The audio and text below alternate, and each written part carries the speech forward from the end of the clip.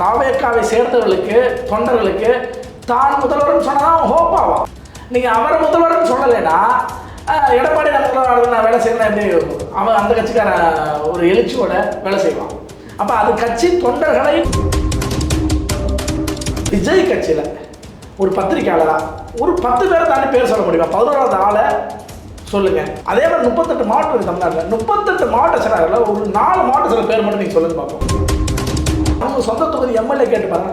இன்னும் எம்எல்ஏ கூட விட்டுருங்க, நீங்க எந்த சட்டமன்ற தொகுதிக்குள்ள இருக்கீங்கன்னு கேளுங்களேன். திமுகவோட அதிமுக எந்த கட்சியில் யார் கூட கூட்டணிக்கு போனாலுமே 40லிருந்து 60 சீட் வரைக்கும் தாராளமாக கொடுப்பாங்க. அப்ப அந்த சீட்டை வாங்கிக்கிட்டு போட்டிக்கிட்டா அவர் எந்த அணிக்கு அந்த சீட்டை அவர் போறாரோ அந்த அணி வெற்றி பெறும். நீங்க இன்னைக்கு வரைக்கும் திமுக அதிகபட்ச திட்டம் நேரம் வைக்கவாதான் இருப்பார். ஏன்னா இப்ப அவர் திருப்பி அவர் பேசுறா எடுத்து போடுவாங்க பாருங்க. நீங்க இதை ஸ்டாலின் என்ன சொல்லிருக்கீங்க, நீங்க கலைஞர் என்ன சொல்லிருக்கீங்க. ஏன்னா அந்த அவசரம் தான் அவருக்கு.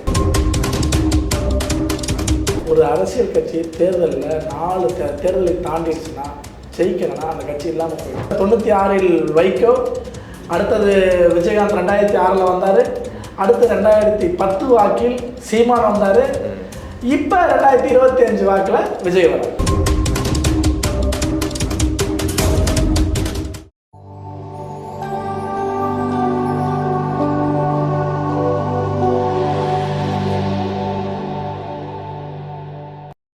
நேயர்களுக்கு வணக்கம். இன்று நம்மோட நேர்காணலில் பேசுவதற்காக பத்திரிகையாளர் திரு ராஜா ஸ்டாலின் அவர்கள் நம்மோடு இருந்திருக்கிறார். வாருங்கள் அவரோடு பேசலாம். சார் வணக்கம். சார் வணக்கம் சார். சார், அதிமுகவில் இப்போ தற்போது நம்ம பார்க்குறோம் அப்படின்னா, நேற்று எடப்பாடி பழனிசாமி அதுக்கப்புறம் அமித்ஷா அவர்கள் சந்திப்பு இது நடந்து முடிஞ்சிருக்குது.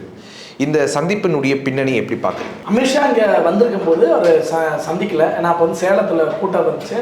அதன் பிறகு கள்ளக்குறிச்சியில் மகளிர் அணி மாநாடு இருந்துச்சு.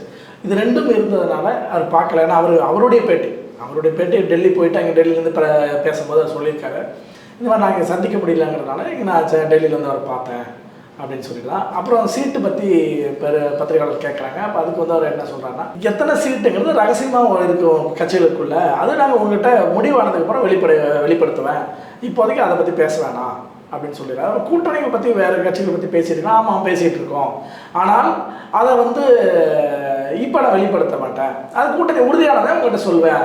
இப்போ எப்படி பாட்டாளி மக்கள் கட்சி கூட்டணி உறுதியானவனே நம்ம எல்லா பத்திரிகைகளும் அறிவிக்கிறோமோ அந்த மாதிரி நான் பேச்சுவார்த்தை நடத்தி உறுதியானதுக்கு அப்புறம் அறிவிக்கிறேன் அப்படின்னு சொல்கிறாரு. இதுதான் நடந்திருக்கு. ஆனால் இப்போ 56 சீட்டு கண்டிப்பாக வேணும் அப்படின்னு சொல்லி பாஜக ஸ்ட்ராங்காக டிமாண்ட் பண்ணுது. ஆனால் ஒரு பிடி கொடுக்காத நிலையில் அதிமுக இருக்கிற மாதிரி பார்க்க முடியுது. 56 சீட்டுங்கிறது ஒரு அதிகபட்சமான ஒரு சீட்டு இப்போ அவங்ககிட்ட கேட்குறது. ஏன்னா இதுதான் காங்கிரஸ் 2011ல் அவங்க திமுக 63 சீட்டு வாங்கும்போது மிரட்டி வாங்கினாங்க. அந்த மேலே கலைஞர் தொலைக்காட்சி அலுவலகத்தில் மேலே கீழே கூட்டணி பேச்சுவார்த்தை அப்படின்னு நம்ம அடிக்கடி பேசிகிட்டு இருப்போம். இன்றைக்கி வரைக்கும் அந்த விமர்சனமாகவே இருக்கும். உண்மையிலேயே அவ்வளோ சீட்டு வாங்கி அந்த தேர்தலில் திமுக அணி வெற்றி பெறல, அதிமுக அணி தான் ஆட்சிக்கு வந்துச்சு. ஏன்னா உண்மையிலே ஒரு மக்கள் ஒரு நியாயமாக இல்லாமல் ஒரு அநியாயமாக ஒரு விஷயம் நடக்கும்போது, அதாவது காங்கிரஸுக்கு இந்த 50 ஆண்டுகளாக அவ்வளோ சீட்டு இல்லை. எம்ஜிஆர் காலத்தில் ஒரு 50 சீட்டு 60 சீட்டு கொடுத்தாங்க எம்ஜிஆர் கூட கூட்டணி வைக்கும்போது. ஆனால் இப்போ கட்சி அந்த அளவுக்கு வளர்ச்சி இல்லை, தேய்மானத்துக்கு காங்கிரஸ் கட்சியை சேர்த்துக்களே பலவீனமாக இருக்குன்னு நம்ம பிரவீன் சக்கரவர்த்தி போன்றவர்களே வெளிப்படையாக பேசுகிறார்கள். ஏன்னா கட்சி பலவீனமாக இருக்குது, அதனால தான் நாங்கள் கூட்டணியில் எங்களை ஆட்சி அதிகாரம் வேணும், ஏன்னா எங்களை பலப்படுத்திக்க வேண்டி அப்படின்னு சொல்கிறாங்க. இப்படி இருக்கிற இடத்துல நீங்கள் போய் எப்படி ஒரு 60ங்கிறது அதிகம், எப்படி காங்கிரஸுக்கு 60 அதிகமோ அதை விட பிஜேபிக்கு 50ங்கிறது அதிகம்.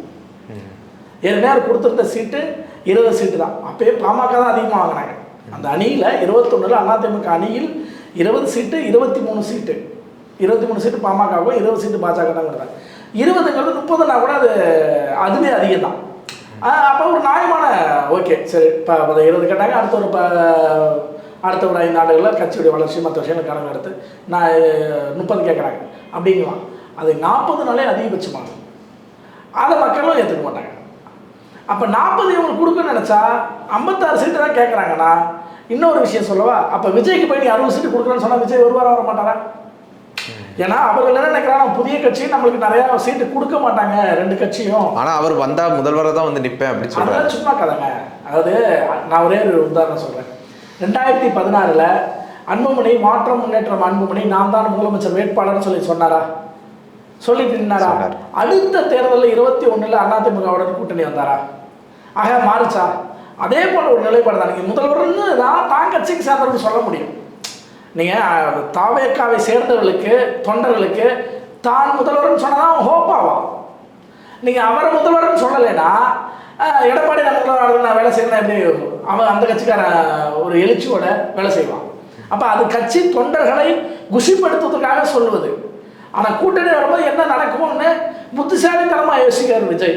ஏன் புத்திசாலித்தனமாக யோசிக்காருன்னா, எனக்கு தெரிஞ்சு சமகாலத்தில் கூட்டணி விக்கிரவாண்டியில் நடந்த முதல் மாநாட்டிலேயே கூட்டணியில் அதிகார பகிர்வோடு நாங்கள் ஆட்சி அமைப்போம் அப்படிங்கிறாரு. அப்போ அந்த டெக்னிக் யாருமே பேசுறதில்லை. ஆக்சுவலாக அவர் பேசுறதுக்கு அப்புறம் தான் அது பரவலாக பேசப்படுது.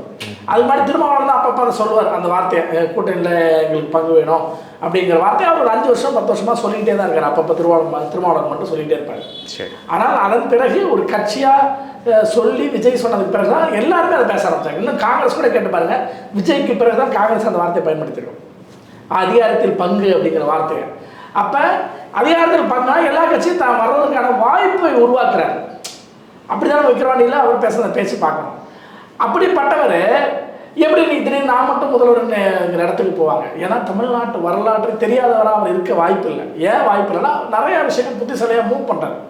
நீங்கள் பத்திரிகையாளரை சந்திக்க மாட்டேங்கிறான்னு நம்ம நினைக்கிறோம். பத்திரிகையாளர் சந்திக்காமல் இருக்கிறதுனால ஏன்னா பத்திரிகையாளர் சந்திக்க ஏதாவது ஒரு கருத்து சொல்லுவோம். அவர் லெஃப்டாக ரைட்டாக நம்ம கேட்போம். ஒரு லெஃப்ட் விங்கில் பேசுகிறாரா, ரைட் விங்கில் பேசுகிறாரா, ஒரு கூடங்குளம் போராட்டம் இருக்குது, ஒரு கதிராமங்கலம் போராட்டம் இருக்குது, நான் இப்படி ஏதாவது ஒரு விஷயம் இப்போ இருக்கக்கூடிய ஓய்வூதிய திட்டம், செவிலியர்கள் பிரச்சனை, இப்படி எதையாவது பிரச்சனை கருத்து ரஜினிலாம் அப்படி சொல்லி மாட்டிக்கிட்டாரா? எத்தனையோ தடவை ரஜினி என்ன பண்ணுவாங்க, டப்புனு போவார், ஏதாவது சொல்ல அப்படியே தூத்துக்குடி விஷயத்தில் அவர்கள் வந்து சமூக விரோதிகள் சொல்லி மாட்டிக்கிட்டார். அப்போ மிகப்பெரிய விமர்சனம், போராடலாம் நீ சமூக விரோதிக்கிற, அப்போ ஸ்டெர்லைட் ஆலைக்கு ஆதரவாக பேசுறியா அப்படின்னு ரஜினியை வந்து. அப்போ அந்த மாதிரி ஒரு சிக்கலை விஜய் மாட்டிக்கவே இல்லை, இது வரைக்கும் மாட்டிக்கல. அது அவருக்கு சக்சஸ்ன்னு அவர் நினைக்கிறார். பத்திரிகையாளர் சந்திச்சு ஏதாவது ஒரு கருத்தை கேட்டு அதுக்கு நம்ம ஒரு நிலைப்பாட்டை சொன்னால், லெஃப்ட் சைடு நிலைப்பாடு சொன்னால் ரைட் விங்காரங்க அடிப்பாங்க, ரைட் விங்காரங்க சைடு நிலைப்பாடு சொன்னால் லெஃப்ட் விங்காரங்க அடிப்பாங்க. என்ன அப்போ இந்த அட்டாக்குக்குள்ளே நம்ம போக வேணாம் அப்படிங்கிறது தான் அவருடைய நிலைப்பாடு. ஆக இது வந்து தேர்தலில் என்னவாகும் அப்படின்னா, தேர்தலில் எடுபடாதுன்னு அவருக்கு தெரியும். ஓகே, ஏன் தெரியும்னா, நான் என்ன வேணாலும் சொல்லுங்க, விஜய் கட்சியில் ஒரு பத்திரிகையாளராக ஒரு 10 பேரை தாண்டி பேர் சொல்ல முடியுமா? 11வது ஆளை சொல்லுங்க. அதே மாதிரி 38 மாவட்டம் இருக்குது தமிழ்நாட்டில். 38 மாவட்ட செயலாளர்கள் ஒரு 4 மாவட்ட செயலர் பேர் மட்டும் நீங்கள் சொல்லுங்க பார்ப்போம். வெளியே தெரியாது. அது ஏன்னா அவங்க அப்படிதான் இருக்காங்க. சில பேர் வந்து பேர் தெரியுது, பேர் மேலோட்டமாக தெரியுது. புஷியும் ஆதவர்ஜனாவும் தெரியும், இப்போ செங்கோட்டையன் போயிருந்தாலும் தெரியும், நம்ம நாஞ்சல் சம்பத்து தெரியும், இப்படி தெரியும். மதுரையில் வந்து கல்லாணி போன்றவர்கள்லாம், ராஜபவன் போன்ற, அப்புறம் அந்த லயோலாமணி இப்படி போன்ற ஒரு 10 பேரை தாண்டி இப்போ புதுசாக வந்திருக்க கட்சிங்கிறதுனால கொஞ்சம் கொஞ்சமாக தான் இந்த முன்னேற்றம். ஆமாம் சார். அப்போ நீங்கள் எப்படி எம்எல்ஏ மட்டும் வந்துருவீங்க? மக்களுக்கு பேர் தெரியாது, உங்களுக்கு ஒரு தொகுதியில் பேர் தெரியாதுங்க. அப்போ எப்படி உங்க ஓட்டு மட்டும் போட்டுருவாங்க? ஒரு பேர் தான் உங்களுக்கான அடையாளம். இப்போ போய் நான் என்ன சொல்கிறேன், ஆனால் விஜய் என்ன சொல்கிறாருன்னா, நான் தான் அடையாளம், என்னுடைய பேர் தான் அடையாளம் அப்படிங்கிறாரு. சராசரி மக்கள்கிட்ட போய் இப்போ ஒரு தாம்பரம் தொகுதி எம்எல்ஏ யாருன்னு சொல்லி எல்லா மக்கள்கிட்டையும் கேட்டால் எல்லாரும் எம்எல்ஏவே தெரியாது. ஒரு அமைச்சர் சொல்லி கல்வித்துறை அமைச்சர் பேர் சொல்லுங்கன்னா தெரியாது மக்களுக்கு, எல்லா மக்களுக்கும் தெரியாதுங்க. ஆனால் தெரிஞ்சவங்க அரசியல் பற்றி கவனிக்கிறவங்க கொஞ்சம் பேர் இருக்கிறாங்க. சாதாரண அந்த அரசியல் இருக்க மாட்டாங்க, பத்திரிகை படிப்பாங்க, யூடியூப்பை பார்ப்பாங்க, அப்படி இருக்கிறாங்கல்ல. அவங்ககிட்ட போய் டப்புன்னு ஒரு 10 திமுக மாவட்ட சில பேர் சொல்லலாம், டப்புன்னு ஏதாவது ஒரு பேரை சொல்லிகிட்டே வருவாங்க. அதில் 1-2 வேணால் மாற்றம் இருக்கும், இதாக இருக்கும் சொல்லிடுவாங்க. அதிமுக அதே ஒரு நிலைமை தான். அப்படியான ஒரு நிலைமை காங்கிரஸ் கட்சிக்கும் கிடையாது, பாஜகவுக்கும் கிடையாது, விஜய்க்கும் கிடையாது. அந்த இவங்க ஒருத்தருக்கு மட்டும் இல்லை, பாஜக 10 மாவட்ட சில பேர் சொல்லலாம், சொல்ல மாட்டீங்க. தலைவர்கள் சொல்லலாம், தமிழிசை போன்ற அப்படி இப்படி அரசியல் இருக்கிற பத்திரிகையாளர்களாக இருக்கிற நம்ம சொல்லலாம். பொதுஜனம் அரசியலை கவனிக்கக்கூடிய பொதுஜனம், ஆனால் அவங்க தான் மாற்றி ஓட்டு போடுறோம். நீங்கள் எதுவுமே கவனிக்க மாட்டாங்களே. அதாவது ஒரு தொகுதியில் போய் அவங்க சொந்த தொகுதி எம்எல்ஏ கேட்டு பாருங்க. இன்னும் எம்எல்ஏ கூட விட்டுருங்க, நீங்கள் எந்த சட்டமன்ற தொகுதிக்குள்ள இருக்கீங்கன்னு கேளுங்களேன், தெரியாது. அப்படிலாம் இருக்கிறாங்க ஜனங்க. ஒரு திருவள்ளூரில் போயிட்டு, திருவள்ளூர் பக்கத்தில் ஒரு கிராமத்துக்கு போயிட்டு நீங்கள் எந்த சட்டமன்ற தொகுதிக்குள்ளே இருக்கீங்க சொல்லுங்கள், எந்த எம்பி தொகுதி நீங்கள் இருக்கீங்க சொல்லுங்க, தெரியாது. ஸ்டாலின் முதலமைச்சர், இப்போ கொஞ்சம் மோடி இடி ஃபேமஸான மோடி, அப்படி தான் தெரியும். ஒரு பிரதமர் இந்த அளவு தான் தெரியுமே தவிர மற்றபடி பெரிய அளவுக்குலாம் பொதுவான ஜனங்களுக்கு தெரியாது. ஆக அவர்களை பற்றி பிரச்சனை பிரச்சனை இல்லை. ஏன்னா அவர் வந்து தேர்தல் போது ஏதோ ஒரு சின்ன மைண்டில் வச்சுருப்பாங்க. இந்த ஏன்னா பழக்கமாக இருக்கக்கூடிய சின்னங்கள் இருக்கு இல்லையா, ரெட்டலை, உதயசூரியன் அப்படியே அவங்க பதிவாயிருக்கும். அந்த அதன்படி அந்த வாக்கு வரும். இந்த அரசியலை தெரிஞ்சவங்களை கவனிக்கிறவங்க இருக்காங்களே, அவங்களுக்கு தான் நீங்கள் வந்து யார் எம்எல்ஏ, யார் எம்பி, யார் மாவட்ட செயலாளர் தெரிஞ்சுக்க வேண்டியது இருக்கு.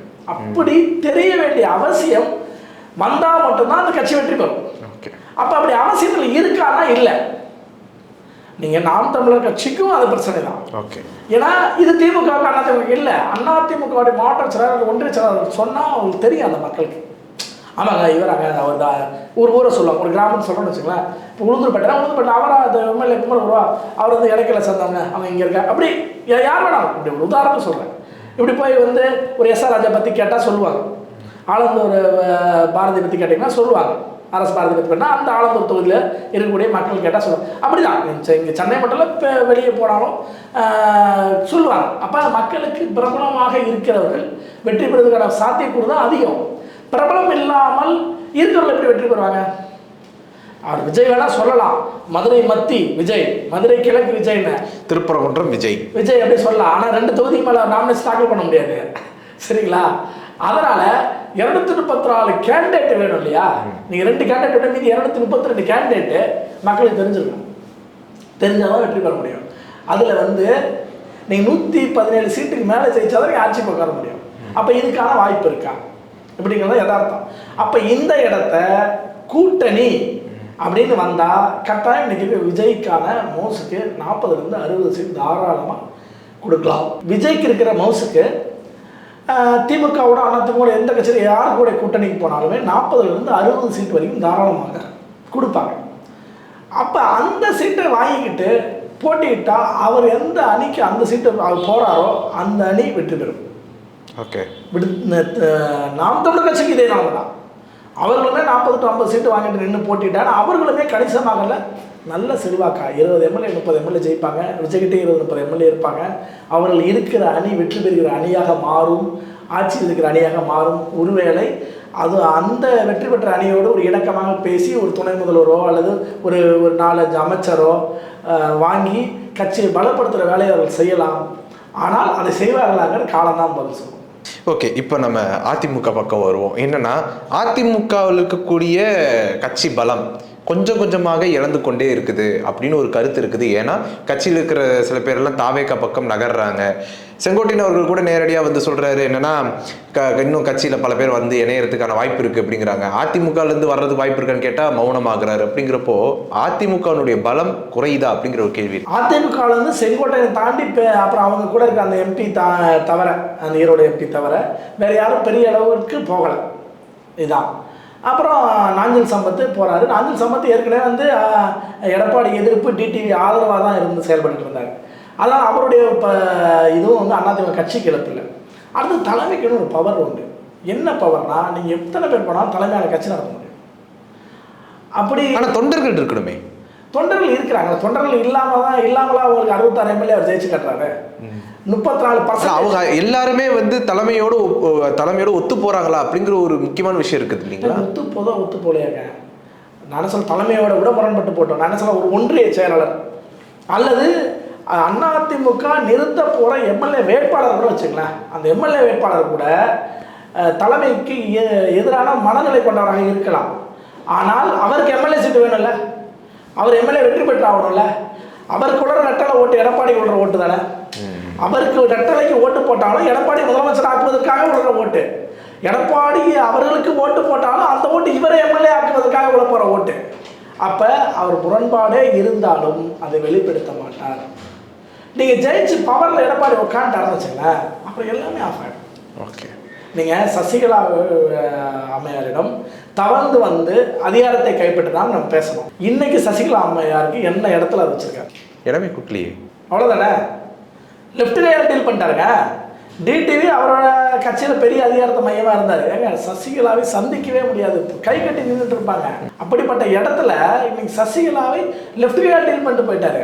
டிடிவி தினகரன் இது பண்ணார். அவருக்கு எதிராக இருந்த ஓபிஎஸ் இப்போ நேற்று கூட கேட்டாங்கல்ல டெல்லிக்கு போன பயணத்தில், அப்போ கூட அவர்களை மீண்டும் சேர்ப்பதற்கு வாய்ப்பே இல்லைங்கிறார்ல. 50 அதில் உறுதியாக இருக்காரு, மீண்டும் சேர்க்கறதுக்கான வாய்ப்பே இல்லை 50 முறை சொல்லிட்டாங்கிறாரு. கூட்டணியில் சேர்க்கறதுக்கும் வாய்ப்பு இல்லை. கூட்டணி முடிவு அவர் என்ன ஒரு அடுத்த ஒரு ஆனால் இப்படி ஒரு நிலைமையில் இருக்கும்போது எப்படி கூட்டணி சேர்றதுக்கான வாய்ப்பு இருக்கும்? அதெல்லாம் அரசியல் நடக்குங்க. எதையும் மீறி நடக்கும் அரசியல். ஏன்னா அரசியலை ஒவ்வொருத்தரும் அந்த அதிகாரம் என்பது தண்ணிக்குள்ளே தான் அந்த மீன் இருக்கும். அந்த அதிகாரத்தை தூக்கி அதாவது அரசியல்வாதியை பொறுத்த வரைக்கும் அந்த அதிகாரத்தை தூக்கி எட்ட போட்டுட்டிங்கன்னா அந்த மீன் செத்து போயிடும். என்ன அப்போ இந்த அரசியல்வாதிக்கு அந்த தண்ணி தான் அதிகாரம். என்ன அந்த அதிகாரத்தில் இருப்பதற்காக ஓபிஎஸ் நாளைக்கு இப்போ ஓபிஎஸ்க்கு என்ன சாய்ஸு? ஓபிஎஸ் போய் திமுகவுக்கு போவாரானா, அதிமுக ஆதரவாக நின்ன அவருடைய தொண்டர்கள் ஓபிஎஸுடைய ஆதரவாளர்கள் எப்படி திமுகவுக்கு போயிட்டு அவர் ஓட்டு போட்டுருவாங்க? அது நடக்காது, சாத்தியப்படாது. அப்போ என்ன பண்ணுவாங்க, கொஞ்சம் பேர் போவாங்க அவர் கூட. இப்போ ஒரு 10,000 பேர் ஒரு அணித்திரண்டு வராருன்னு வச்சுக்கோங்க, இல்லை ஒரு 5 லட்சம் பேர் வராருன்னு வச்சுக்கோங்க. அந்த 5 லட்சம் பேர் திமுக கிட்ட போனால் 1 லட்சம் பேர் வருவாங்க, 4 லட்சம் திருப்பி பேக் டு தி பவுலியன்ட்டு அதிமுக போயிடுவாங்க. அப்போ அது ஓபிஎஸ்க்கு ஆதாயமா அதிமுக ஆதாயமா? நீங்கள் இப்படியோ ஒரு 5 லட்சம் பேர் ஸ்ட்ராங்காக பிடிச்சி வச்சுருக்கீங்க, அந்த 5 லட்சம் பேர் வந்து இது பண்ணிவிடுவாங்கல்ல. அதே நீங்கள் அதிமுக அணியில் இருந்தீங்கன்னா என்ன ஆகும்? அந்த ஓட்டு அப்படியே இருக்குமா? அந்த ஃபாலோவர்ஸ் உங்கள்கிட்ட இருப்பாங்களா? அரசியல் எப்போ வேணாலும் எந்திரிக்கவும் வாய்ப்பு இருக்குது, கீழே விடவும் வாய்ப்பு இருக்குது. அதுதான் நம்பிக்கை அரசியல்வாதிகளை பொறுத்தவரை. நாளை வெற்றி பெறலாம் அப்படிங்கிறது தான் அரசியல்வாதிகள் தாரக மந்திரம். அப்போ நாளை வெற்றி பெறலாங்கிற அந்த தத்துவத்தை நீங்கள் மறந்துட்டு பிரச்சனை பண்ணுறதா பிரச்சனை ஆயிடுறாங்க. செங்கோட்டையன் அதுதான். செங்கோட்டையனை பிரச்சனை அம்மா அவர்கள் எம்எல்ஏ சீட்டு கொடுத்தாங்களா? 2016 மினிஸ்டர் சீட்டு கொடுத்தாங்களா? கொடுக்காத இருந்தப்ப இவர் ஆட்சிக்கு வந்துட்டு அதிகாரத்தை கைப்பற்றின பிறகு எடப்பாடியார் கூட்டு அமைச்சர்கள் இடம் கொடுத்தார்ல, உங்களுக்கு வாய்ப்பு கொடுத்தார்ல. இப்பயும் ஏதாவது பிரச்சனை மனக்கஷ்டம் அமைதியாக இருந்தீங்கன்னா, ஒருவேளை வெற்றி பெற்றிருந்தாங்கன்னா, வெற்றி பெற்ற பிறகு என்ன பண்ணுவாங்க? கூட்டு உங்களை மறுபடியும் நீங்கள் அமைச்சராக இருங்க அப்படிம்பாங்க. ஏன்னா அமைச்சர் எப்போ வேணாலும் மாறும் போவோம். திமுக மாறலையா, அதிமுக மாறலையா, இப்படியெல்லாம் மாறதான் செய்யும். அப்போ அது வாய்ப்பு வரும். அரசியலில் அமைதி என்பது ரொம்ப தேவை. நீங்கள் அமைதி பண்ணாமல் அவசரப்பட்டு விழுந்தவர் தான் நாஞ்சில் சம்பத். நாஞ்சில் சம்பத் அதுக்கு ஒரு உதாரணம். வைகோ ஒரு உதாரணம். வைகோ ராமதாஸும் வைகோவும் அரசியலில் ஒன்றா பயணத்தை தொடங்கினாங்க. ஆனால் வைகோ எந்த இடத்துல இருக்கிறாரு? 1 சீட்டு 2 சீட்டுங்கிறாங்க. ஆனால் ராமதாஸ் இன்னைக்கு வரைக்கும் தோக்குறாரோ ஜெயிக்கிறாங்க. 25 சீட்டு குறையாம தேர்தலில் சந்திக்கவே இல்லை. கடந்த ஒரு 25 ஆண்டுகளை, 4 நூற்றாண்டா. 91 ஆரம்பித்த பயணம், 91 1 சீட்டு, 96 4 சீட்டு. அப்போ இப்போ அதிமுகவே 2 சீட்டு தான் ஜெயிக்க முடிஞ்சது 96. என்ன ஆக அந்த இடத்துல நீங்கள் வந்து நிற்கிறாங்கல்ல பாமக. இன்னைக்கு வரைக்கும் லீடிங்க. இன்னைக்கு வரைக்கும் 20 சீட்டு. திமுக அதிமுக காங்கிரஸ்க்கு அடுத்த கட்சியாக நிற்கிறாங்க. பாஜக கூட நாங்கள் பெரிய கட்சிங்கிறாங்களே தவிர எண்ணிக்கை வயசு மக்கள்கிட்ட ஓட்டு வாங்குற வரைக்கும் அவர்களுடைய பலம் தான்.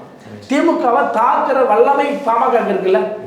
ஆளுங்கட்சியாக இருக்கிற திமுகவை விக்கிரவாணி தேர்தலில் தாக்கினாங்களா? எதிர்த்து போட்டிடுறாங்களா? சண்டை போட முடியல. திமுக ஐயோ நீ சின்ன கட்சி லெஃப்டாக டீல் பண்ணாங்க. அவங்களுக்குள்ளே உதறல் இருந்துச்சு, ஐயோ நாங்கள் விக்கிரவாணியில் தோத்துறோம்னா அசிங்கமாக போயிடுமே அப்படின்னு. ஆக அந்த வல்லமை வந்து ஏன்னா அரசியலில் அந்த பொறுமையும் காத்திருக்கிறது முக்கியம். இவர் என்ன பண்ணுறதுனோ ஏன் இப்போ வைகோக்கு என்ன பொறுமை இல்லைன்னா டப்புனு கூட்டணி பாருங்க. இப்போ திமுகவோடு ஒரு முறை டப்புனு அதிமுக போயிட்டு அப்படியே திட்டுவார். நீங்கள் இன்னைக்கு வரைக்கும் திமுக அதிகபட்ச திட்டம் நேரம் வைக்கவாக தான் இருப்பார். ஏன்னா இப்போ அவர் இப்போ திருப்பி அவர் பேசுகிறா எடுத்து போடுவாங்க பாருங்க. நீங்கள் இதை ஸ்டாலின் என்ன சொல்லிருக்கீங்க, நீங்கள் கலைஞர் என்ன சொல்லிருக்கீங்க. ஏன்னா அந்த அவசரம் தான் அவருக்கு. இது ராமதாஸ் இருக்கு, ஆனால் குறைவாக இருக்கு. ராமதாஸும் சொல்லியிருக்காரு, அவன் மறுக்கல. ராமதாசும் நீருள்ளவரே பார்வையுள்ளவரே நான் வந்து திராவிட கட்சிகளோடு கூட்டணி இல்லைன்னு சொல்லியிருக்காரு. அப்புறம் திருப்பி கூட்டணி போயிருக்காரு. அதெல்லாம் நான் மறுப்பதற்கே இல்லை. ஆனால் வைகோவோடு ஒப்பிட்ட அளவு ஒரு 4 மடங்கு கம்மிங்கிறேன். ஆக அரசியலில் பொறுமை தேவை. நீங்கள் பொறுமையாக இருந்தால் தான் அதிகாரத்தை கைப்பற்ற முடியும். ஏன்னா எத்தனையோ பேர் எங்கள் ஊரில் ஆனந்தன் ஒரு எம்பி, முன்னாள் அமைச்சராக இருந்தவர், கால்நடைத்துறைக்கு அமைச்சராக இருந்தார். அவரை ஒரு கட்சி நடவடிக்கையில் அதிகாரத்தை அப்படின்னா சாதாரண அடிப்படை உறுப்பினராக மட்டும்தான் இருந்தார். ஆனால் ஒரு 10-13 ஆண்டுகள் அப்படியே சிறைவாசம் மாதிரி எதுவுமே செய்யலை. எந்த கட்சியுடைய எதிர் நடவடிக்கை போல கட்சியில் பெரிய கூட்டங்களை பங்கெடுக்கவும் அப்படியே அமைதியாக இருந்தார். ஆனால் திடீர்னு கூட்டம் வந்து அவர் எம்பி சீட்டு கொடுத்தாங்க, எம்பியாக ஜெயிச்சார். உங்களுக்கு விழுப்புரத்தில் எம்பி ஆனார். முன்னாள் அமைச்சராகவும் இருந்தார், அப்புறம் எம்பி ஆனார். 13 ஆண்டுகள் சிறைவாசம் மாதிரி அமைதியாக இருந்தார். இதில் அரசியல் நடந்திருக்கு. ஆக அந்த மாதிரி அமைதி காத்தீங்கன்னா தானாக நடக்கும். அமைதி காக்காமல் எதாவது பண்ணிங்கன்னா உங்கள் அரசியல் வாழ்க்கை என்பது உங்களுக்கு தான் பூஜ்ஜியத்தில் போயிடும். அப்படி தான் இப்போ செங்கோட்டையன். நாளைக்கு செங்கோட்டையன் இவருடைய இதில் நாளைக்கு வந்து விஜய் கூட்டணிக்கே வராமல் அவரும் தனித்து போட்டிடுறாங்க. விஜய் தனிச்சு போட்டியிட்டால் எத்தனை தொகுதி வெல்ல முடியும்? அதிகபட்சம் வச்சுக்க, அதிகபட்சம் பாசிட்டிவ் ஸ்கோராகவே போடுங்களேன். நான் சொன்ன 10 பேர் சொன்னீங்களா, இந்த 10க்கு 10ல் 5 இருக்குன்னு வச்சுங்க. 5 சீட்டு போதுமா? 5 சீட்டு வச்சுட்டு என்ன பண்ணுவீங்க? ஜெயிச்சிருந்தா கூட ஜெயிக்க வாய்ப்பே இல்லைங்க. தமிழ்நாட்டில் 3வது அரசியல்னு ஒரு கட்சி ஜெயிக்கலை. அது ஜெயிச்சது பாட்டாளி மக்கள் கட்சி மட்டும்தான். அதுவும் 4 சீட்டு. வைகோ கூட தனிச்சு போட்டிட்டு எவ்வளோ பண்ணி பார்த்தா ஜெயிக்க முடியல. பாமக ஏன் ஜெயிச்சுன்னா அது ஒரு ஜாதிய பலம் இருந்துச்சு ஜெயிச்சது. அதை தாண்டி எந்த கட்சியும் 3வது கட்சியும் ஒன்று தமிழக வரலாறுல ஜெயிச்சதில்லை. 51 முதல் தேர்தல் மட்டும்தான். எஸ் ராமசாமி ஜெயிச்சார் ஒரு 15 சீட்டு, மாணிக்க நாயக்கர் ஒரு 9 சீட்டு, பசுமன் முத்துராமலிங்க தேவர் ஒரு 4 சீட்டு. இவர்களை தாண்டி அது 51 முடிஞ்சிச்சு. அதுக்கப்புறம் அவர்களே கூட அடுத்தடுத்த அரசியலை தனிச்சு போட்டிட்டு ஜெயிக்க முடியாது போயிட்டாங்க. அடுத்தடுத்த தலைமைகள் எல்லாமே கூட்டணி தான் வச்சாங்க. அடுத்தடுத்து முக தேவர் கூட திமுக கூட்டணி தான் இருந்தார். இப்படிதான் ஆச்சு அடுத்தடுத்த. அப்போ இதுதான் நம்ம தமிழ்நாட்டு அரசியல். தமிழ்நாட்டில் ஒரு கட்சியில் செல்வாக்காக இருந்தவர் வெளியே போய் தான் அப்பா மாதிரி தலி ராமச்சந்திரன் மாதிரி கட்சியில் சேர்ந்தாலும் கோச்சிக்கிட்டு போய் வெளியே நின்று ஜெயிச்சு திருப்பி கட்சியில் ஐக்கியமானவங்க தான் இருக்காங்களே தவிர சுயேட்சை வேட்பாளர்கள் வெற்றி பெற்றதே இல்லை. அப்போ இப்படிப்பட்ட இடத்துல நீங்கள் எப்படி வந்து விஜய் வந்து 234 தொகுதியில் போட்டிட்டு 117 சீட்டுக்கு மேலே ஜெயிச்சு ஒரு ஆட்சியில் அமர்ந்துருவார்? தனிச்சு கூட்டணி வச்சா உண்டு. கூட்டணி 40 சீட்டு வாங்குங்க. நீங்கள் போகிற கூட்டணி எந்த கூட்டணியாலும் இருக்கட்டும், 30 சீட்டு அசால்ட்டாக ஜெயிக்கலாம். 30 பேர் நீங்கள் இருந்தீங்கன்னா ஒன்று எப்படி 2011 விஜயகாந்த் எதிர்கட்சியாக இருந்தாரோ அந்த இடத்துல கிடைக்கும், அல்லது முதலமைச்சர், துணை முதலமைச்சர், அல்லது ஒரு 5-6 அமைச்சரவையில் இடம் வாய்ப்பு இருக்கு. அப்போ இதை நோக்கி செய்வீங்களா, இல்லை நான் தலைவீழாகத்தான் குதிப்பேன்னு நீங்கள் தனிச்சு போட்டிடுவீங்களா? அது அவர்களுடைய விருப்பம். தனிச்சு போட்டு அவரோட உரிமை. ஏன்னா தலைவீழாக தான் குதிப்பேன்னு ஒருத்தர் சொல்கிறார் நம்மகிட்ட. என்ன, நான் வந்து வென்றால் முயற்சி தோற்றால் பயிற்சி. ஒருத்தர் சொல்றாரு என்ன, தமிழ்நாட்டு அரசியலில் நான் வென்றால் முயற்சி தோற்றால் பயிற்சி அப்படின்னு அப்படிதான் சொல்லி 3 தேர்தல் சந்திச்சிட்டாரு. ஒரு அரசியல் கட்சி தேர்தலில் 4 தேர்தலை தாண்டிடுச்சுன்னா ஜெயிக்கணும்னா அந்த கட்சி இல்லாமல் போயிடும். அதோடைய முதல் இது வைகோ உதாரணம். 96 வந்தார். அப்படியே மெல்ல மெல்ல இன்னைக்கு என்னவா இருக்காரு, திமுகவுடைய ஒரு அங்கமாக மாறிட்டார். அடுத்து விஜயகாந்த் வந்தார். ஆனால் 10 ஆண்டுக்கு அடுத்த ஆள் ரெடி பண்ணிடும். இந்த சமூக சூழல் இருக்குல்ல, எல்லா இடத்தையும் ஆல்டர்னேட் ரெடி பண்ணிகிட்டே தான் இருக்கும். கண்டிப்பாக வைகோ ஒரு லீடரு. வைகோக்கு அடுத்து விஜயகாந்த் வந்தார். அடுத்த 10 ஆண்டில் வந்து அவர் எம்எல்ஏ வந்தார். 2006 இவரே மாதிரியே நானும் தனிச்சு போட்டிடுறேன், இவ்வளோ வந்துடும் அவ்வளோ வந்துடும். கடைசியில் விருத்தாசலத்தில் மட்டும் 40% வாக்குகளை வாங்கினார். அவர் தொகுதியில் மட்டும், மீதி தொகுதியெல்லாம் வாங்கலை. ஏறத்தாழ ஒரு 7% வாக்குகள் மட்டும்தான், 8 கூட வாங்கலை. வைகோ கூட தனிச்சு 8க்கு மேலே வாங்கினார். இவர் அதை வாங்கலை. திருப்பி அடுத்த 10 ஆண்டில் சீமானை கொண்டு வந்தாங்க. 2006 உள்ள வந்தாரா, 2010 புதிய ஆள் கிடச்சிட்டாங்க. சீமான் ஒரு ஆல்டர்னேட்டு. நடுவில் ஒரு திருமணம் கொஞ்சம் ஒரு ஆல்டர்னேட்டாக வந்தார். அப்புறம் அவர் கூட்டணி போய் அது நான் 3 ஆல்டர்னேட் சொல்கிறேன். அது சீமான் இப்போ ஆல்டர்னேட்டாக போய் அடுத்து விஜய் வந்துட்டார். 10 ஆண்டுக்கு ஒரு ஆல்டர்னேட் வந்துக்கிட்டே தான் இருப்பாங்க. பர்ஃபார்ம் பண்ணணும். அவங்களே தன்னைத்தானே பின்னாடி போய்க்குவாங்க.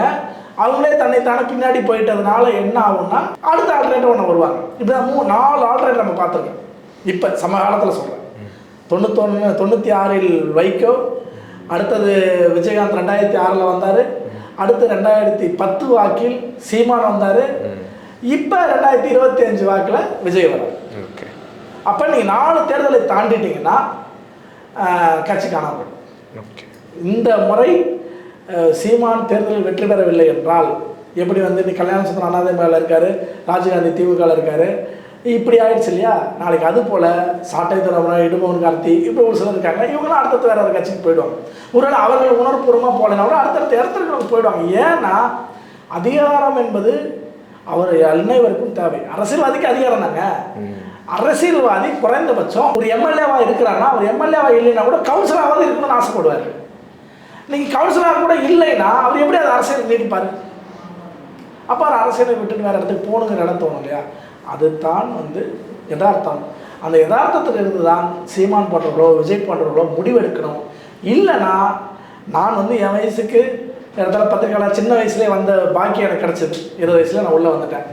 ஏறத்தாழ இந்த 20 வருஷத்தில் சட்டமன்றம் பாராளுமன்றம் மாற்றி 2 வருஷத்துல நடக்கிறதுனால ஏறத்தாழ ஒரு 7-8 தேர்தல் பார்த்துட்டேன். 7-8 தேர்தலும் நடக்கும்போது ஒருத்தர் வெற்றி பெற்றுவான்னு சொல்லுவாங்க. ஆனால் தேர்தல் முடிச்சதுக்கப்புறம் பார்த்தா இந்த 3வது அலையன்ஸாக வரவங்க தோற்றுருவாங்க. அதாவது நான் ஒன்றும் இல்லை, 2016 தேர்தலில் நீங்கள் வந்து ரிசல்ட்டை பார்த்தீங்கன்னா எந்த பெரிய கட்சியுமே ஜெயிச்சிருக்காங்க. திமுக, அதிமுக, காங்கிரஸ் அப்படியே முடிஞ்சிச்சு இல்லையா? வேறு யாராவது அதில் ஜெயிக்க முடியுதா? பாமகக்கு இடம் இருந்துச்சா? ஜீரோங்க. விடுதலை சிறுத்தைகள் இடம் இருந்துச்சா? கம்யூனிஸ்ட் கட்சிகள் இடம் இருந்துச்சா? கம்யூனிஸ்ட் கட்சிகளே இல்லாத சட்டமன்றம் சுதந்திர இந்தியாவில் முதலில் 2016 அமைஞ்சது. ஏன்னா அதீத கற்பனை தான். அதே போலத்தான் நாளைக்கு 2 பெரிய கட்சிகளும் திமுக, அதிமுக அல்லது பாஜக, காங்கிரஸ் போன்ற கட்சிகள் மட்டும் வச்சுக்கிட்டு மீதி உதிரி கட்சிகள்லாம் சீட்டு இல்லாமல் ஜெயிக்காமல் நம்பர்ஸ் இல்லாமல் போய் நின்னாங்கன்னா என்ன பண்ணுவீங்க? பாமகவும் ஓரளவுக்கு இப்போ அதிமுக சேர்ந்ததுனால தப்பிச்சு அவங்களும் ஏதோ ஒரு எண்ணிக்கை வந்துடுவாங்க, குறைந்தபட்சம் ஏதோ ஒரு சீட்டு வந்துடுவாங்க. ஆனால் விஜயோ சீமான் போன்றவர்களோ சீட்டே இல்லாமல் நிற்பாங்க. ஏன்னா அதுதான் தேர்தல். நம்ம வந்து ரிசல்ட்டை வச்சு இப்போ எதாவது பேசணும் தவிர முன்னாடி நம்ம எனக்கு ஒரு விருப்பம் இருக்கும், எனக்கு ஒரு கனவு இருக்கும், இந்த கட்சி ஜெயிச்சு ஆட்சிக்கு வந்தால் நல்லா இருக்கணும், அதெல்லாம் கிடையாது. ரிசல்ட் என்ன, வரலாறு எப்படி பார்க்கும்? இரும்பு கரத்தோடு தான் அது பார்க்கும். என்ன நடந்த மாதிரி தான் சொல்லுவோம்.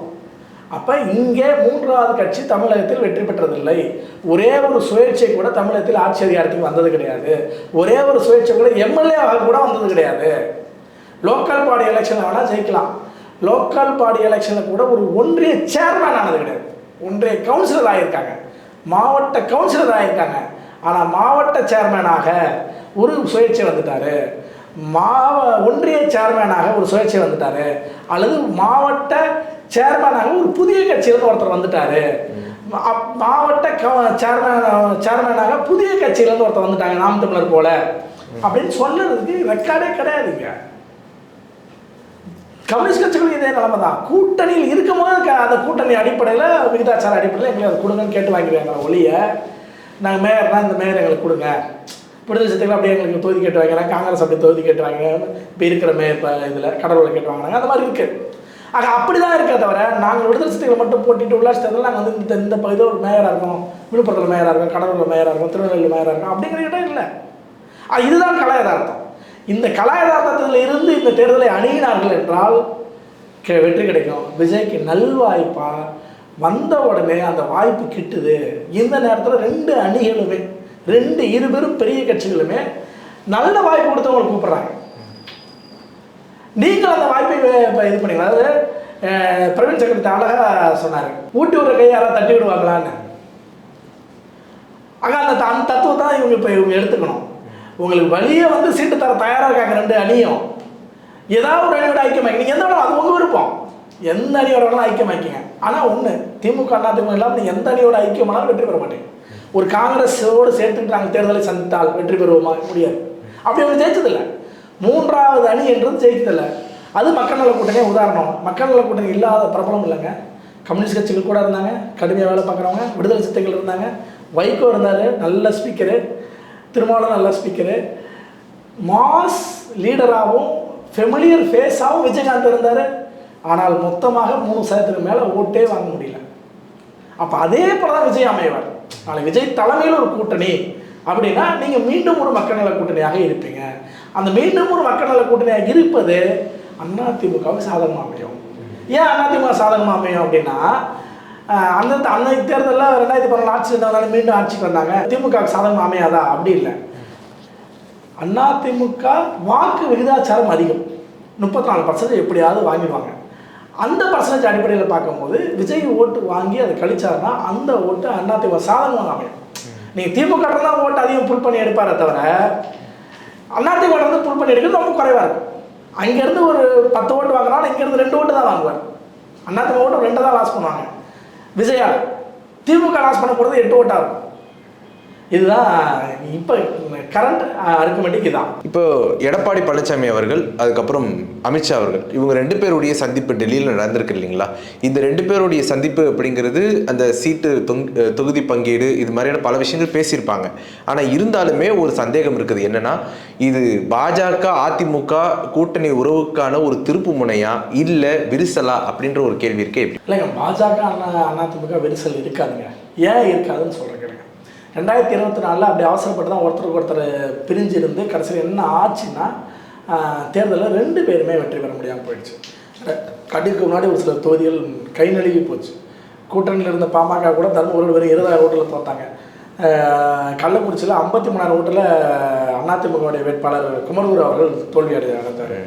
அப்போ இப்படி நிறைய உதாரணங்களை சொல்லலாம். இது எல்லாமே அதிமுகவும் பாஜகவும் தனித்து போட்டிட்டதால் ஆன பிரச்சனை இது. அதனால் ஒரு ஒற்றுமையாக இருந்திருந்தா குறைந்தபட்சம் மற்றவங்களாம் 20ன்னு சொல்லுவாங்க, நாங்கள் ஒரு 10லேருந்து 15 சீட்டு குறைந்தபட்சமாக.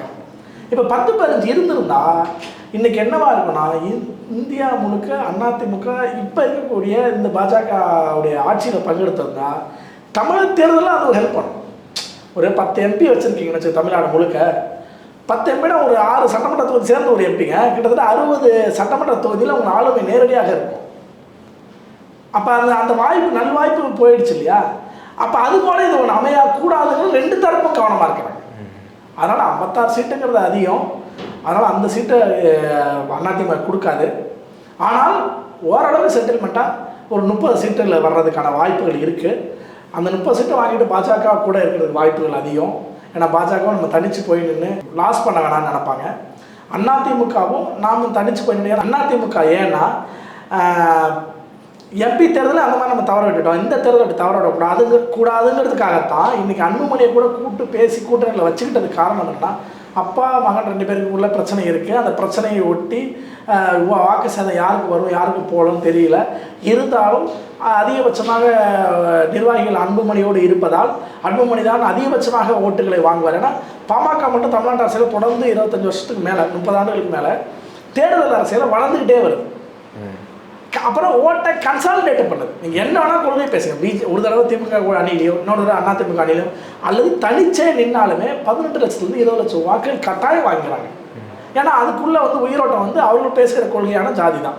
அவர்கள் ஜாதிக்கான உரிமை அது சார்ந்த இது பேசுறதுனால அந்த ஓட்டை கன்சாலிடேட் பண்ணிடுறாங்க. நீங்கள் எந்த அணிக்கிட்ட போனாலும் திமுகவுக்கு போட்டோம் அதிமுக போட்டோம் தனிச்சு கூட நிற்கட்டும் அந்த 20 லட்சம் ஓட்டு வந்துடும்.